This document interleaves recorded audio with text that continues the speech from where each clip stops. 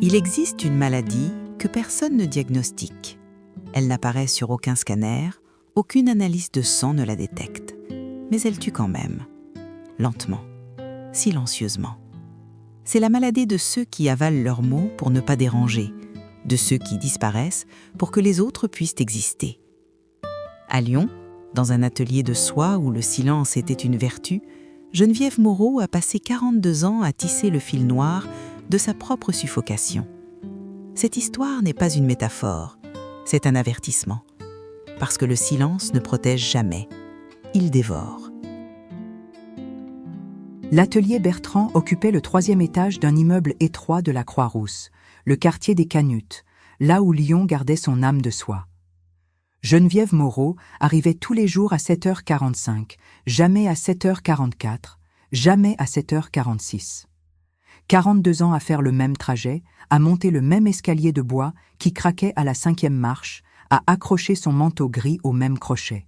Les métiers à tisser occupèrent la majeure partie de l'espace, machines anciennes qui respiraient un rythme propre, métallique et constant. Il y avait 6 tisseurs dans l'atelier. Geneviève était la seule femme. Cela n'avait jamais été dit à voix haute, mais tout le monde le savait. Elle devait être 2 fois plus prudente, 3 fois plus silencieuse, et ne jamais se tromper. « Bonjour Geneviève ». La voix de M. Bertrand venait toujours du même fauteuil de cuir usé, près de la fenêtre qui donnait sur la rue. Il avait 78 ans et ne souriait jamais en saluant. Le bonjour était une formalité, pas une affection. « Bonjour, Monsieur Bertrand ». Elle répondait toujours sur le même ton. Ni trop chaleureux, ni froid. La mesure exacte de l'invisibilité polie. Laurent, le fils de Monsieur Bertrand, se tenait près du métier principal, vérifiant un motif de damassé doré. Il avait 45 ans et portait toujours des chemises blanches impeccables. Ses mains ne touchaient jamais vraiment la soie, seulement les registres, les commandes, les chiffres. « Le client de la rue Émile Zola veut voir l'échantillon avant midi », dit-il sans lever les yeux. Geneviève hocha la tête. Elle savait déjà. Elle avait préparé l'échantillon la veille, après que tous les autres soient partis. 20 cm de soie grenat avec un motif de feuilles d'acanthe, exactement comme demandé. « C'est prêt, monsieur Laurent. » Bien sûr que c'est prêt. Il y avait quelque chose dans sa voix. Pas de la gratitude, plutôt de l'attente confirmée. Geneviève existait pour que les choses soient prêtes, pour que personne n'ait à s'inquiéter, pour que l'atelier Bertrand continue comme il avait toujours été. Elle s'installa à son métier, le plus ancien de tous, celui qu'on lui avait attribué quand elle avait 20 ans. Les autres avaient été remplacés au fil des années. Le sien, non. Personne ne disait pourquoi. Ses doigts trouvèrent automatiquement les fils de chaîne, vérifiant la tension. C'était un geste qu'elle avait fait des milliers de fois, tellement ancré dans son corps qu'elle pouvait le faire en dormant. La soie glissait entre ses mains comme de l'eau froide. « Geneviève, tu prends ta pause plus tard aujourd'hui. » Ce n'était pas une question. C'était Thomas, le contremaître, un homme trapu de 52 ans qui parlait toujours comme si quelqu'un lui devait quelque chose. « Pourquoi ?» Le mot sortit avant qu'elle puisse le retenir. Une erreur. On ne demande pas pourquoi. Thomas se tourna vers elle, sourcils froncés. « Parce qu'on a besoin de toi ici pendant que Laurent sera sorti. » C'est un problème ? Silence. Geneviève sentit quelque chose se resserrer dans sa poitrine, comme un fil tiré trop fort. Elle avait un rendez-vous médical à 11h. Elle l'avait pris il y a 3 mois. C'était pour ses douleurs respiratoires, celles qui la réveillaient la nuit. Non, pas de problème. Bien. Thomas retourna à son poste. Geneviève resta immobile 1 seconde de trop.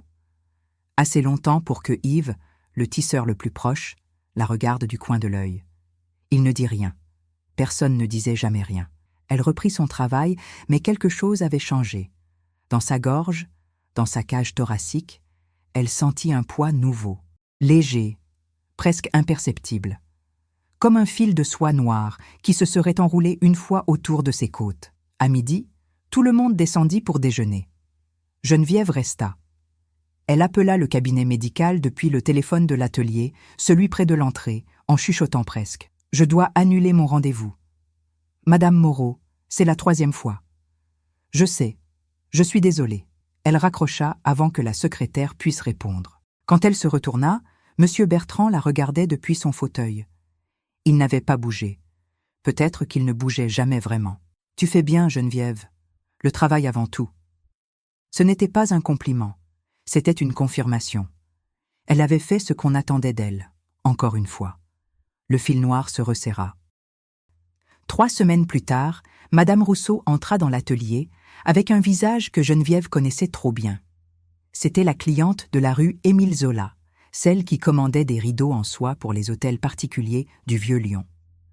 Une femme de 60 ans qui portait des perles même en février. Il y a un défaut. Elle posa le tissu sur la table centrale, celui que Geneviève avait tissé pendant 15 jours. Un motif de roses et de vignes, grenats et or pour un salon de réception. Madame Rousseau pointa du doigt une zone près du bord. « Là, vous voyez ? Le fil est irrégulier. » Monsieur Bertrand se leva lentement de son fauteuil. Laurent arriva aussitôt, Thomas aussi. Tout le monde forma un cercle autour de la table. Geneviève s'approcha, le cœur battant dans ses oreilles. Elle regarda. Le défaut était là, minuscule, presque invisible. Un fil légèrement plus tendu que les autres sur 2 centimètres. Une erreur humaine. Une erreur qui ne devait jamais arriver. « C'est qui ?» demanda Laurent, la voix tranchante. Silence. Geneviève connaissait la réponse. C'était son métier. Sa section.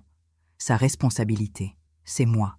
Les mots sortirent, comme du verre brisé. Monsieur Bertrand ferma les yeux une seconde, comme si on venait de lui annoncer une mort. 42 ans, Geneviève. 42 ans sans erreur. Je sais, monsieur. Je suis désolé. Désolé ne paie pas le tissu. Désolé ne récupère pas la commande.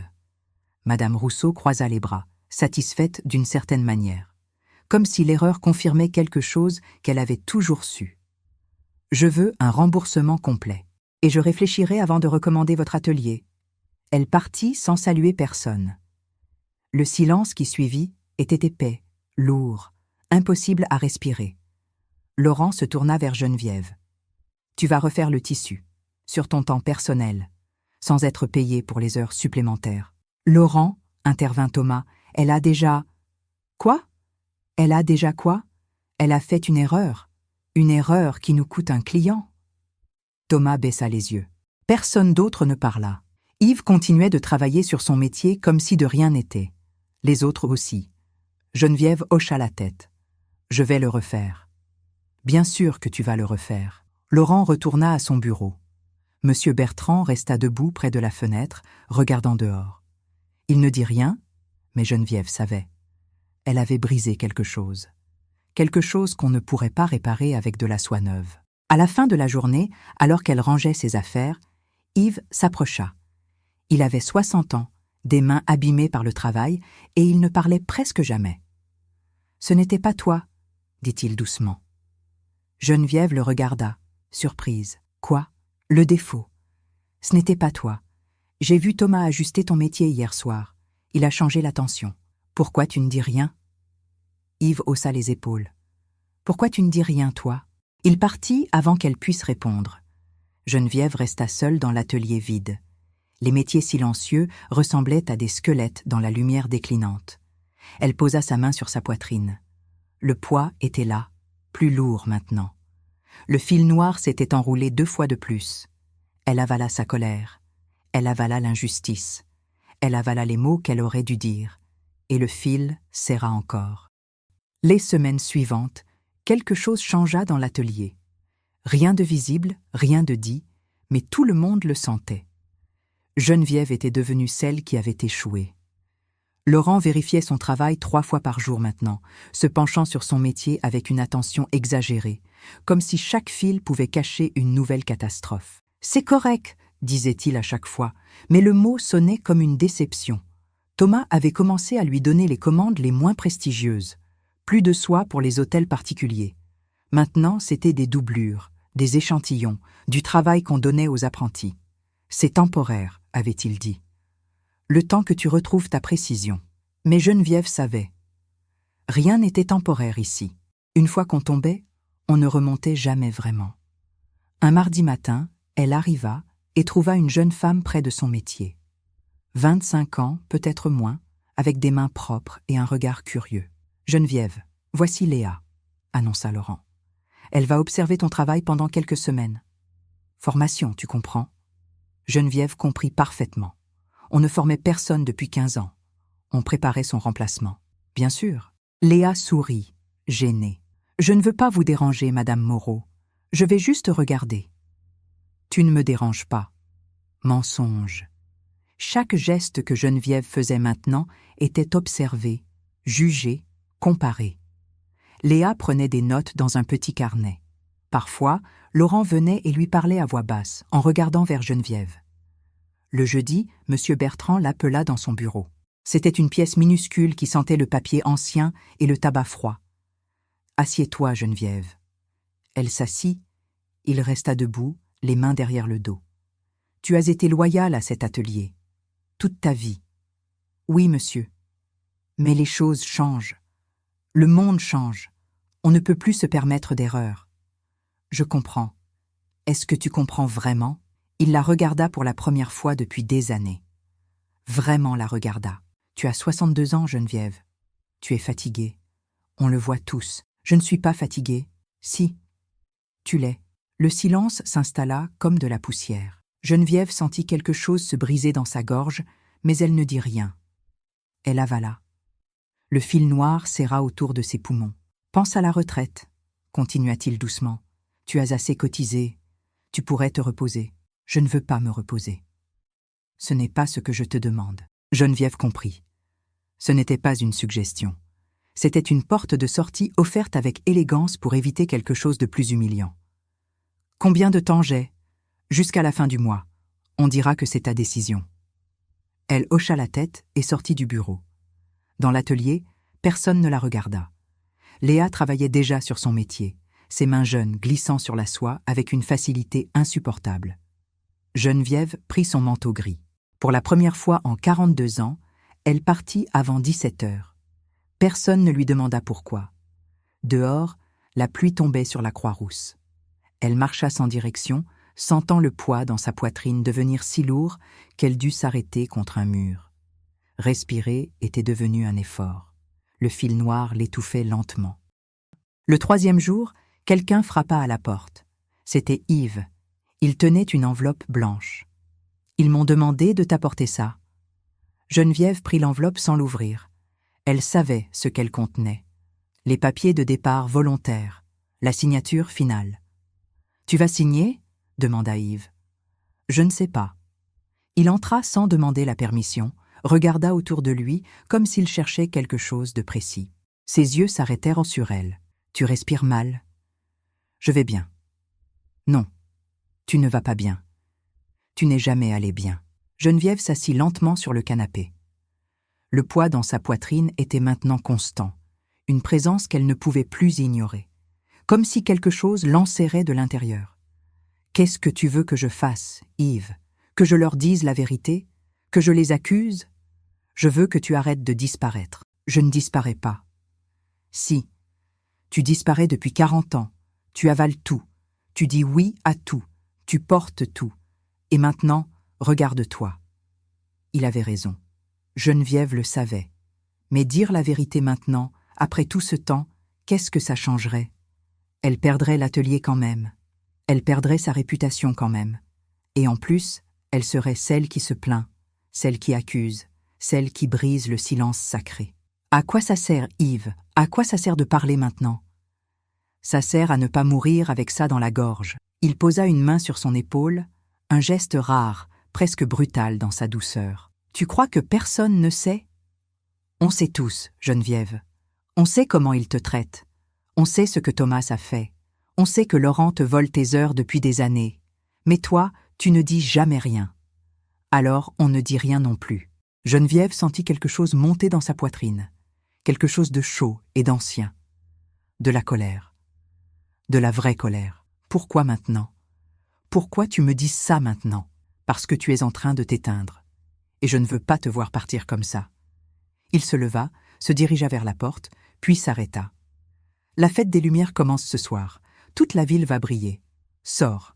Va voir la lumière. Rappelle-toi que le monde existe encore. Il partit. Geneviève resta assise, l'enveloppe blanche sur ses genoux. Elle pouvait signer. Disparaître proprement. Laisser Laurent et M. Bertrand raconter l'histoire comme ils voulaient. devenir une note de bas de page dans l'histoire de l'atelier Bertrand, où elle pouvait parler. Mais parler signifiait perdre le peu de dignité qui lui restait. Parler signifiait devenir celle qu'on pointe du doigt, celle qui n'a pas su partir avec grâce. Dans leur monde, le silence était une vertu. La plainte était une faiblesse. Geneviève posa sa main sur sa poitrine. Le fil noir était si serré maintenant qu'elle pouvait à peine respirer. Elle ferma les yeux et vit pour la première fois ce qu'elle portait vraiment. Des années de oui quand elle voulait dire non. Des années de silence quand elle voulait crier. Des années de disparition pour que les autres puissent exister. Le fil noir n'était pas une malédiction. C'était elle qui l'avait tissé. À 19h, Geneviève sortit de chez elle. Les rues de Lyon brillaient déjà, des milliers de lumières transformant la ville en cathédrale vivante. Les gens marchaient, riaient, levaient leur téléphone vers le ciel. Elle monta vers Fourvière, vers la basilique qui dominait la ville comme un phare blanc. Elle avait une décision à prendre, et cette fois, elle ne pouvait plus avaler. La basilique de Fourvière était presque vide à cette heure. Les touristes restaient dehors pour admirer les illuminations, les projections colorées qui dansaient sur les façades. Mais à l'intérieur, c'était le silence. Geneviève entra lentement, chaque pas un effort. Le poids dans sa poitrine était devenu insupportable. Elle pouvait presque voir le fil noir maintenant, enroulé autour de ses côtes, de sa gorge, de son cœur. Elle s'assit sur un banc du fond. Les mosaïques dorées brillaient faiblement à la lumière des cierges. Tout était calme, ancien, immobile. C'est là qu'elle vit la jeune femme. Assise 3 rangées plus loin, recroquevillée sur elle-même, pleurant sans bruit. 25 ans, peut-être 30. Les épaules secouées de sanglots qu'elle essayait d'étouffer. Geneviève reconnut immédiatement ce qu'elle voyait. La manière de pleurer en se cachant. La honte des larmes, le réflexe d'avaler sa douleur pour ne pas déranger. Elle se leva. Chaque mouvement était difficile, comme si le fil noir l'attachait au banc. Mais elle avança quand même. « Excusez-moi ». La jeune femme leva la tête, surprise, essuyant rapidement ses joues. « Pardon, je vais partir. »« Non, reste ». Geneviève s'assit à côté d'elle. De près, elle vit les cernes, les mains qui tremblaient, le manteau bon marché boutonné jusqu'au cou. « Qu'est-ce qui se passe ?» La jeune femme secoua la tête. « Rien, ce n'est rien. Si c'était rien, tu ne serais pas ici. » Un silence. Puis, doucement, les mots commencèrent à sortir. « Mon patron, il me fait travailler le double sans me payer. Il dit que c'est temporaire, que je dois prouver ma valeur. Mais ça fait 1 an. Et aujourd'hui, il m'a dit qu'il embauche quelqu'un d'autre. Quelqu'un de plus jeune, de moins cher. Il veut que je forme ma remplaçante. » Geneviève sentit quelque chose se fissurer dans sa poitrine. Ce n'était pas de la douleur. C'était autre chose. Quelque chose qui commençait à céder. Et tu ne dis rien. Comment je peux dire quelque chose? J'ai besoin de ce travail. J'ai des dettes. Je ne peux pas me permettre de... De quoi? D'exister? La jeune femme la regarda, les yeux brillants. Vous ne comprenez pas. Si, je comprends exactement. Geneviève prit une grande inspiration. Le fil noir se resserra violemment, comme s'il savait ce qui allait arriver. Je m'appelle Geneviève. J'ai 62 ans. J'ai passé 42 ans dans un atelier de soie. 42 ans à avaler chaque humiliation, chaque injustice, chaque mot que j'aurais dû dire.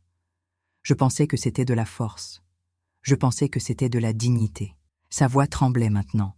Les mots sortaient comme du sang d'une blessure ancienne.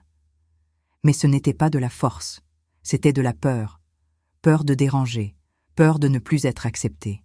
Peur d'être vue comme difficile, comme ingrate, comme faible. La jeune femme écoutait, immobile. Et tu sais ce qui s'est passé? Ils m'ont quand même jetée. Parce que le silence ne protège jamais personne. Il te dévore juste de l'intérieur. Geneviève sentit le fil noir commencer à se desserrer. Pas complètement, pas encore, mais quelque chose bougeait. Alors je vais te dire ce que je vais faire. Demain matin, je retourne à l'atelier. Et je leur dis tout ce que j'ai avalé pendant 42 ans. Je vais perdre ma réputation. Je vais perdre leur respect. Mais je ne perdrai pas ma voix. Elle regarda la jeune femme droit dans les yeux. Et toi, qu'est-ce que tu vas faire?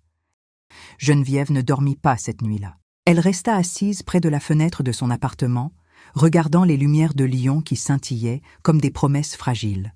Le fil noir autour de sa poitrine s'était légèrement desserré après sa conversation dans la basilique, mais il était toujours là, ancré dans sa chair, comme une habitude de 40 ans. À 7 heures du matin, elle se prépara avec un soin particulier. Pas le manteau gris habituel. Elle choisit le bleu marine qu'elle gardait pour les occasions, celui qu'elle n'avait pas porté depuis l'enterrement de sa mère. Elle attacha ses cheveux différemment, plus hauts, plus fermes. Quand elle entra dans l'atelier à 7h45, exactement à l'heure comme toujours, tous les regards se tournèrent vers elle. Léa était déjà installée à son ancien métier, les mains glissant sur la soie avec cette assurance que seule l'ignorance permet. « Geneviève », dit Laurent en se levant de son bureau, surpris. « On ne t'attendait pas. Tu as signé les papiers ?» « Non. » Le mot tomba comme une pierre dans l'eau calme. « Comment ça, non ?» Monsieur Bertrand sortit de son bureau, alerte malgré son âge. Thomas s'approcha aussi, les bras croisés. Yves resta à son métier, mais Geneviève vit qu'il avait arrêté de travailler. « Je ne vais pas signer, » répéta-t-elle. « Pas comme ça. » Laurent fronça les sourcils. « Geneviève, on en a déjà parlé. C'est mieux pour tout le monde. »« Mieux pour qui ? Pour toi, pour l'atelier, pour votre confort, vous voulez dire. » Le silence qui suivit était différent de tous les silences qu'elle avait connus ici. Celui-ci n'était pas soumis. Il était électrique. « Qu'est-ce que tu insinues ?» demanda Thomas, la voix basse. Geneviève sentit le fil noir se tendre une dernière fois, comme s'il la mettait au défi de continuer. Elle prit une grande inspiration. Le défaut dans le tissu de Madame Rousseau. « Ce n'était pas moi. Thomas a modifié la tension de mon métier la veille. Yves l'a vu. » Tous les yeux se tournèrent vers Yves. Il resta immobile pendant 3 secondes interminables. Puis il hocha lentement la tête. « C'est vrai. » Thomas devint pâle. « C'est ridicule. » « Pourquoi j'aurais fait ça ? » ?»« Je ne sais pas, » répondit Geneviève calmement. « Peut-être parce que vous vouliez une raison de me remplacer. Peut-être parce qu'une femme de 62 ans coûte plus cher qu'une fille de 25. »« Tu délires, » cracha Laurent. « Tu cherches des excuses parce que tu ne peux plus suivre le rythme. Vous ne m'avez pas payé mes heures supplémentaires depuis 3 ans. J'ai les relevés, les dates, les commandes que j'ai terminées seule, la nuit, pendant que vous inscriviez le travail au nom de l'atelier. » Monsieur Bertrand s'avança lentement. Son visage n'exprimait rien, mais ses mains tremblaient légèrement. « Geneviève, tu as été loyale. Ne gâche pas tout maintenant avec des accusations. »« Loyale ?» répéta-t-elle, et sa voix se brisa légèrement. « J'ai été invisible. Il y a une différence. » Elle déboutonna son manteau bleu. En dessous, elle portait un chemisier blanc simple, mais quelque chose avait changé dans sa posture. Elle se tenait plus droite, même si respirer était encore difficile. « Je ne partirai pas comme une erreur qu'on efface. Je ne signerai pas vos papiers. Si vous voulez me licencier, vous le ferez officiellement, avec les vraies raisons. Et je contacterai un avocat. » Laurent ricana, mais c'était un rire nerveux. « Tu n'as pas d'argent pour un avocat ? » ?»« Je trouverai. » Geneviève se tourna vers Léa, qui n'avait pas bougé, pétrifiée. « Toi, prends ce travail si tu veux. Mais sache qu'ils feront exactement la même chose avec toi dans 40 ans. Le silence ne te protégera pas. Il te rendra juste plus facile à jeter. » Elle ramassa son sac, salua Yves d'un hochement de tête et se dirigea vers la porte. « Geneviève » appela Monsieur Bertrand. Elle s'arrêta sans se retourner. « Tu ne travailleras plus jamais dans la soie à Lyon, je te le garantis. »« Je sais. » Elle sortit. Dans l'escalier, loin des regards, elle s'appuya contre le mur. Le fil noir commença enfin à se défaire, lentement, douloureusement. Chaque boucle qui se dénouait laissait une marque, une brûlure, une cicatrice. Mais elle pouvait respirer. Pour la première fois depuis des décennies, elle pouvait respirer. 3 mois plus tard, Geneviève se tenait devant la vitrine d'un petit atelier rue Sainte-Catherine, dans le quartier des terreaux. Ce n'était pas la Croix-Rousse. Ce n'était pas le monde des canuts historiques, des métiers centenaires, des familles qui tissaient la soie depuis Napoléon. C'était autre chose. L'enseigne disait simplement « atelier collectif, textile et création ». À l'intérieur, 5 femmes travaillaient. Pas sur des métiers anciens, mais sur des machines modernes, des projets contemporains. L'une d'elles leva la tête et sourit en voyant Geneviève. C'était Léa.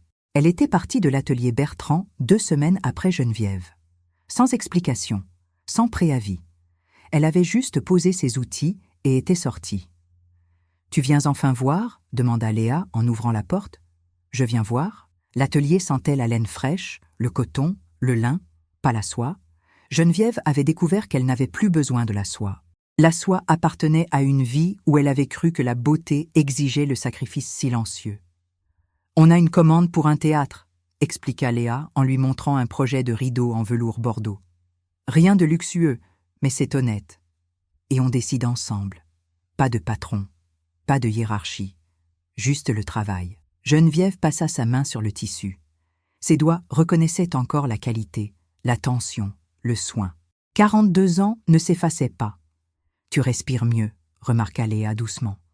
Oui, c'était vrai. Le fil noir avait fini par se dissoudre complètement, quelques semaines après son départ de l'atelier Bertrand. Cela n'avait pas été instantané. Cela n'avait pas été magique. Chaque jour, elle avait dû choisir de parler au lieu d'avaler, de dire non au lieu de disparaître, de prendre de la place au lieu de se faire petite. Et lentement, le poids était parti. « L'avocat t'a contacté ?» demanda Léa. « Oui, il dit qu'on a un bon dossier. Yves a témoigné. D'autres aussi. Des anciens de l'atelier qui sont partis avant moi, de la même manière. Et Monsieur Bertrand, il a proposé un arrangement à l'amiable. Une compensation. Pas d'excuses, bien sûr. Juste de l'argent pour que je me taise. Tu as accepté ?» Geneviève secoua la tête. « Non, je veux le procès. Je veux que ce soit dit publiquement. Pas pour moi, pour toutes celles qui viendront après. » Léa sourit, un sourire triste et fier à la fois. « Tu sais qu'ils vont te détruire dans le milieu. Ils l'ont déjà fait. Mais maintenant, au moins, c'est avec mes propres mots. » Une des femmes de l'atelier apporta du thé. Elles s'assirent toutes autour d'une grande table de bois brut, leurs mains abîmées par le travail posées à plat, visibles, assumées. « Tu vas rester avec nous ?» demanda une femme aux cheveux gris, plus âgée que Geneviève. « Si vous voulez de moi, on veut de toi, mais pas de ton silence. Si quelque chose ne va pas ici, tu parles. C'est la règle. » Geneviève hocha la tête. C'était une règle qu'elle apprenait encore. Parler ne venait pas naturellement après une vie entière de disparition. Mais elle essayait. Chaque jour, elle essayait. Le soir, elle rentra chez elle en marchant lentement dans les rues illuminées. Lyon brillait différemment maintenant. Pas plus fort, juste différemment. Elle passa devant l'atelier Bertrand. Les lumières étaient encore allumées au 3e étage. Elle vit les silhouettes des métiers, les ombres des hommes qui continuaient comme si rien n'avait changé. Peut-être que rien n'avait changé pour eux, mais tout avait changé pour elle. Dans son appartement, Geneviève se tint devant le miroir de la salle de bain. Elle déboutonna lentement son chemisier et regarda sa peau. Les marques du fil noir étaient encore là, fines cicatrices argentées qui couraient autour de ses côtes, de sa gorge, de son cœur. Elle ne partirait jamais complètement. Mais elle ne la tuait plus. Elle posa sa main sur sa poitrine et sentit son cœur battre, régulier, libre, vivant. Dehors, les lumières de la fête s'éteignaient une à une. La ville retournait à sa vie normale. Les gens oubliaient les illuminations jusqu'à l'année suivante. Mais Geneviève se souvenait. Elle se souvenait de la nuit où elle avait choisi de parler au lieu de mourir silencieuse. Et chaque respiration depuis était une petite victoire contre le fil noir qu'elle avait tissé elle-même pendant 42 ans. La soie était belle, mais la liberté était plus légère. Si vous avez écouté cette histoire jusqu'au bout, c'est peut-être parce qu'une partie de vous reconnaît ce fil noir, celui que nous tissons chaque fois que nous avalons un mot qui devrait être dit, chaque fois que nous disparaissons pour ne pas déranger. Geneviève a mis 42 ans à comprendre que le silence n'est pas de la force, c'est juste une autre façon de mourir. Si cette histoire vous a touché, laissez un commentaire. Racontez-nous. Quel fil noir portez-vous ? Quelles paroles attendez-vous encore de dire ? Abonnez-vous pour ne pas manquer nos prochaines histoires. Parce qu'ici, nous croyons que les mots non dits pèsent plus lourd que n'importe quel soie et qu'il n'est jamais trop tard pour respirer.